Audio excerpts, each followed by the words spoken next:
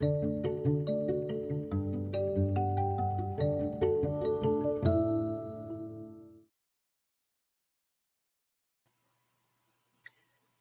everyone, and welcome. Thank you for joining us in this session of Spokane Public Schools Keep Learning Series for Literacy. Today's lesson is for all fourth grade students, but any other child that would like to join us is welcome. My name is Jennifer Carnahan, and I am the instructional coach at Whitman Elementary School. I will be your teacher for today's lesson. I'm so glad that you're joining us today. If you didn't see our previous lessons, you can find them on the KSPS website. You can still tune into today's lesson even if you haven't joined us before.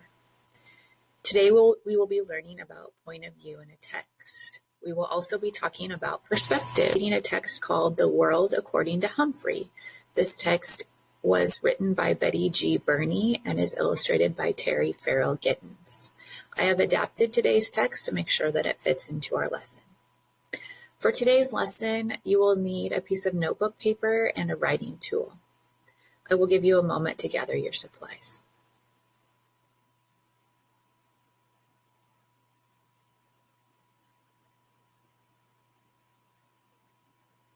All right, let's get started. You might already know that the media such as television, social media, and the internet are powerful communication tools. But is it possible to have too much of a good thing? The World According to Humphrey is the story of a family that learns a valuable lesson about media. As we read, we will be thinking about the effect that media has had on AJ's family. In order to keep us focused on our purpose for reading today, our guiding question for our reading will be, can media be a distraction?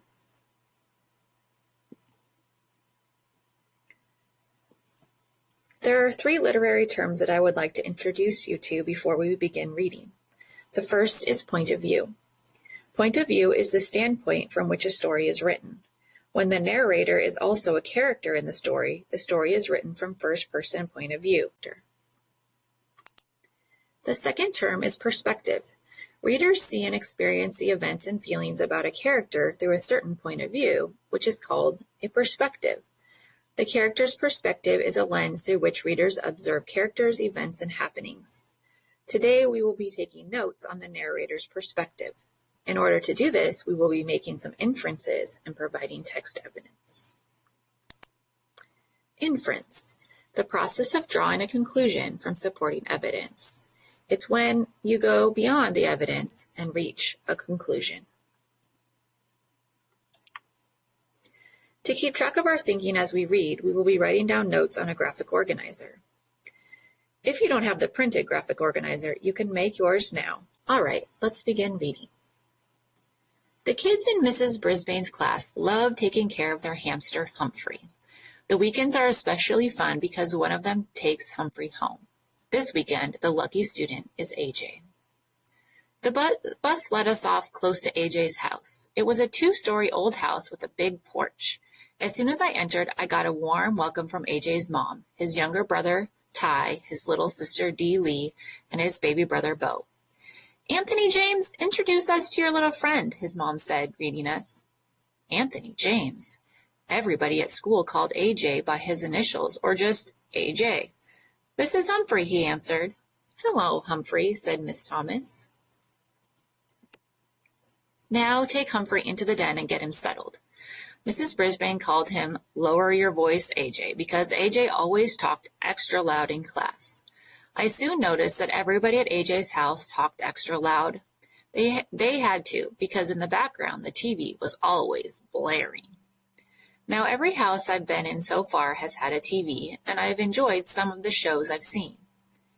There's one channel that has nothing but the most frightening shows about wild animals attacking one another. I mean, wild, like tigers and bears and hippopotamuses. Gee, I hope that's not on our vocabulary test in the next future. Those shows make me appreciate the protection of a nice cage, as long as the lock doesn't quite lock. Anyway, the difference at the Thomas's house is that the television is on all the time. There's a TV on a table across from a big comfy couch and a big comfy chair, and someone's almost always sitting there watching. I know because they put my cage down on the floor next to the couch. I had a very good view of the TV. Let's stop here for a second. Take a look at paragraph 3. Who is telling the story? Yes, that's right. It is Humphrey the hamster. This story is written in first-person point of view from the perspective of Humphrey. As we read, pay special attention to Humphrey's perspective, his opinion about the Thomases' household. I couldn't always hear the TV, though, because AJ's mother had a radio in the kitchen, which was blaring most of the time while she cooked or did crossword puzzles or talked on the phone. No matter what she did, the radio was always on. When AJ's dad came home from work, he plopped down on the couch and watched TV while he played with the baby. Then AJ and Ty plugged in some video games and played while Dad watched. Dee Lee listened to the radio with her mom and danced around the kitchen. When it was time for dinner, the whole family took plates and sat in the den so they could watch TV while they ate. Then they watched TV some more. They made popcorn and kept watching. Finally, the kids went to bed. The baby first, then Dee Lee, and later Ty and AJ. After they were all in their rooms, Mr. and Mrs. Thomas kept watching TV and ate some ice cream. Later, Mrs. Thomas yawned loudly. "I've had it, Charlie. I'm going to bed, and I suggest you do too," she said. But Mr. Thomas just kept on watching, or at least he kept on sitting there until he fell asleep on the couch. I ended up watching the rest of the wrestling match without him. Unfortunately, the wrestler I was rooting for, Thor of Glore, lost. Finally, Mr. Thomas woke up, yawned, flicked off the TV, and went upstairs to bed. Peace at last. But the quiet only lasted about 10 minutes. Soon, Mom brought Bo downstairs and gave him a bottle while she watched TV. When Bo finally fell asleep, Mrs. Thomas yawned and flicked off the TV. Blessed relief. But 5 minutes later, Mr. Thomas returned. "Sorry, hamster, can't sleep," he mumbled to me as he flicked on the remote. He watched and then dozed off again. But the TV stayed on, leaving me no choice but to watch a string of commercials for car waxes, weight-reducing programs, exercise machines, and red-hot harmonica classics. The combination of being nocturnal and being bombarded with sight and sound kept me wide awake. At the crack of dawn, Dee Lee tiptoed into the room, dragging her doll by its hair and switching to a cartoon show about princesses. She watched another show about cats and dogs. Scary. Then Mr. Thomas woke up and wanted to check some sports scores. Mrs. Thomas handed him the baby and his bottle, and soon the older boys switched over to video games, and their parents watched them play. It was loud, loud, loud, but the Thomases didn't seem to notice. "What do you want for breakfast?" Mom shouted. "What?" Dad shouted louder. "What do you want for breakfast?" Mom yelled. "Toaster waffles," Dad yelled louder. "I can't hear the TV," I hollered, turning up the volume. "Do you want juice?" Mom screamed. "Can't hear you," Dad responded. Okay, let's stop here and think about our guiding question. Can media be distracting? Humphrey has an opinion about the Thomases' house. What is it? Yes, that's right. I think he is uncomfortable because he thinks AJ's house is too loud. This thinking is called an inference. We know Humphrey's perspective is that the house is too loud because we've made an inference. Can you find a piece of text evidence that supports this conclusion? Take a look.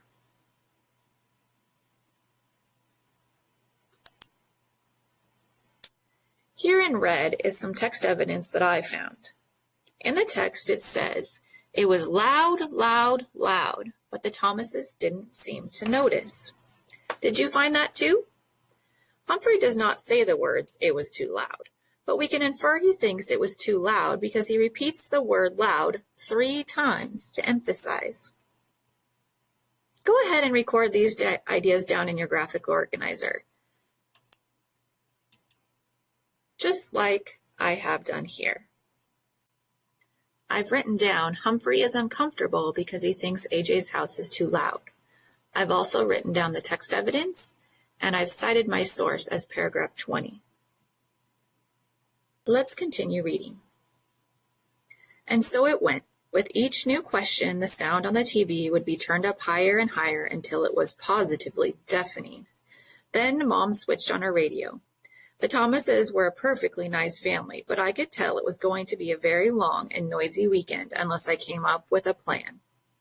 So I spun on my wheel for a while to help me think, and I thought and thought and thought some more.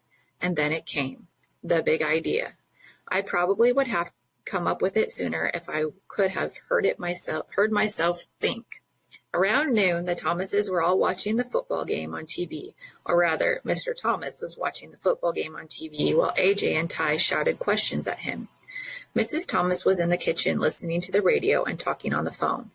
Dee Lee played peekaboo with the baby in the cozy chair.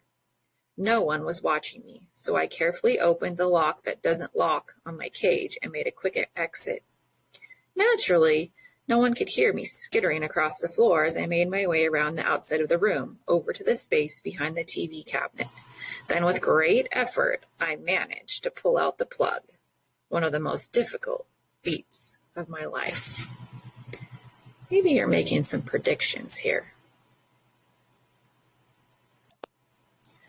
The TV went silent. Beautifully, blissfully, silently silent. So silent I was afraid to move. I waited behind the cabinet, frozen. The Thomases stared at the TV screen as the picture slowly went dark. Ty, did you hit that remote? Mr. Thomas asked. Nah, it's under the table. Anthony, go turn that thing on again, Mr. Thomas said. AJ jumped up and hit the power button on the TV. Nothing happened. It's broken, he exclaimed. Mrs. Thomas rushed in from the kitchen. What happened? Mr. Thomas explained that the TV had gone off and they discussed how old it was. 5 years.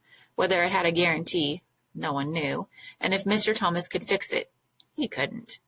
Everything was fine, and it went off, just like that. I guess we better take it in to get fixed, Mr. Thomas said. How long will it take? Dee Lee asked in a whiny voice. I don't know, her dad replied. How much will it cost? Mrs. Thomas asked. Oh, yeah, her husband said. I forgot. We're a little low on funds right now. The baby began to cry. I thought the rest of the family might start crying too. Well, I get paid next Friday, Dad said. AJ jumped up and waved his hands. That's a whole week away. I'm going to Grandma's house. Her TV works, said Ty. Me too, Dee Lee chimed in. Grandma's got her bridge club over there tonight, Mom said. I know, said Dad. Let's go to a movie. Do you know how much it costs to go to a movie? Mom asked. Besides, we can't take the baby. Oh. They whined and bickered for quite a while. They got so loud I managed to scamper back to my cage unnoticed. Then I guess I dozed off. Remember, I had hardly had a wink of sleep since I'd arrived. The bickering was a nice, soothing background after all that racket. I was only half asleep when the squabbling changed. But there's nothing to do, Dee Lee whined. Her father chuckled. Nothing to do? Girl, my brothers and I used to spend weekends at my grandma's house, and she never had a TV. Wouldn't allow it. What did you do? AJ asked. Oh, we were busy every minute, he recalled. We played cards and board games and word games, and we dug in our garden and played tag, he chuckled again. A lot of times we just sat on the porch and talked. My grandma, she could talk. What'd you talk about? Ty wondered. Oh, she'd tell us stories about her growing up, about funny things, like the time her uncle was walking in his sleep and went to church in his pajamas. Mrs. Thomas gasped. Oh, go on now, Charlie. I'm just telling you what she told us. He woke up in the middle of the service, looked down, and there he was in his blue and white striped pajamas. I let out a squeak of surprise, and the kids all giggled. Then Mrs. Thomas told a story about a girl in her class who came to school in her slippers by accident one day. Yes, the fuzzy kind, she explained with a big smile. They talked, and Dad got out some cards, and they played a game called Crazy Eights and another one called Pig, where they put their fingers on their noses and laughed like hyenas. When both fussed, they took turns jiggling him on their knees. After a while, Mrs. Thomas gasped, Goodness sakes, it's an hour past your bedtimes. The children all groaned and asked if they could play cards tomorrow, and in a few minutes all the Thomases had gone to bed, and it was quiet, quiet, quiet, for the first time since I'd arrived. Early in the morning, Ty, Dee Lee, and AJ raced downstairs and played Crazy Eights. Later, they ran outside and threw a football around the yard. Let's stop here for a second. Humphrey is starting to notice some changes in the Thomas family. What are they? Yes, that's right. Let's take a look at paragraph 32. This paragraph describes what Humphrey sees. He sees the family playing games and talking together. What could we infer about what Humphrey is thinking as he watches the family together at this point in the story? Would you agree that maybe Humphrey thinks the family is happier without the TV? I think so. The text says they laughed like hyenas. This is evidence that they are happy. Let's stop and add to our graphic organizer the information that we have noticed in the text in our inference. I am going to paraphrase my ideas.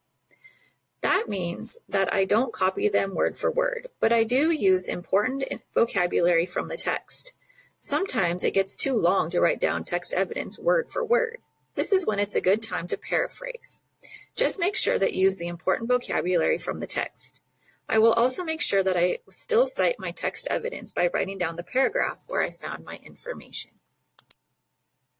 I've written, Humphrey thinks that the family is happier without the TV. My text evidence is, the family talks and talks and talks and then plays crazy eights. They laugh like hyenas. And I've cited my evidence by writing down that this is found in paragraph 32 of the text. Okay, let's continue reading and find out what happens next. Nobody mentioned the TV. Nobody shot any rubber bands. Later in the afternoon, the kids were all asleep playing football. The kids were all outside playing football. I was fast asleep until Mr. Thomas came into the den with a broom and started sweeping. A minute later, Mr. Thomas entered. What are you doing, hon? What does it look like? I'm sweeping. You know, all the snacking we do in here makes a real mess on the floor, she said. Beau's asleep? Her husband asked. Mm-hmm. Mr. Thomas walked over to his wife and took the broom away from her. Then you sit down and rest a spell, hon. I'll sweep. Go on. Don't argue. Mrs. Thomas smiled and thanked him and swept all around the outside of the room, even behind the TV. Uh-oh. When we got there, he stopped sweeping and leaned down. Well, I'll be, he muttered. What's wrong? Asked Mrs. Thomas. The TV is unplugged, he said. It's unplugged. He came out from behind the TV, plug in hand, and a very puzzled look on his face. But it couldn't have just come unplugged while we were sitting there watching. I mean, a plug doesn't just fall out, he said.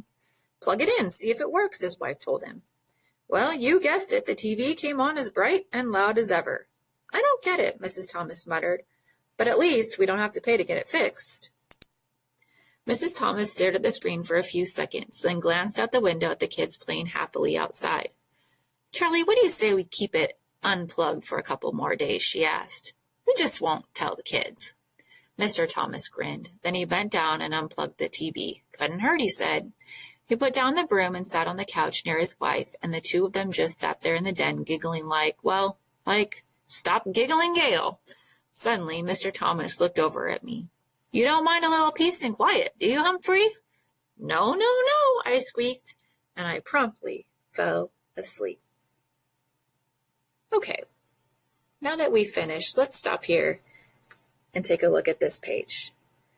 Do you see any evidence that shows how the Thomas family has changed? What can you infer about what Humphrey is thinking as he watches the mom and dad interact? What is your text evidence? This is the evidence that I was looking at. I'm thinking that Humphrey's perspective is that the mom and dad will probably start limiting the amount of TV their family watches. This is my evidence. It says, Charlie, what do you say we keep it unplugged for a couple more days? This makes me think that the mom and dad are enjoying time without the TV. Go ahead and write down your ideas.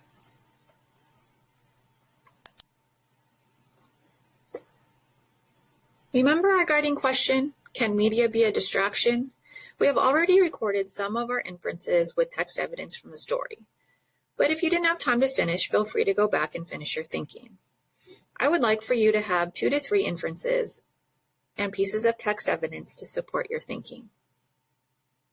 I have enjoyed learning about point of view and perspective with you today. Thank you for joining me as you keep learning from home. I look forward to seeing you again for our next lesson on KSPS. Please keep the notes you created today in a safe place as they will be helpful for lesson 2.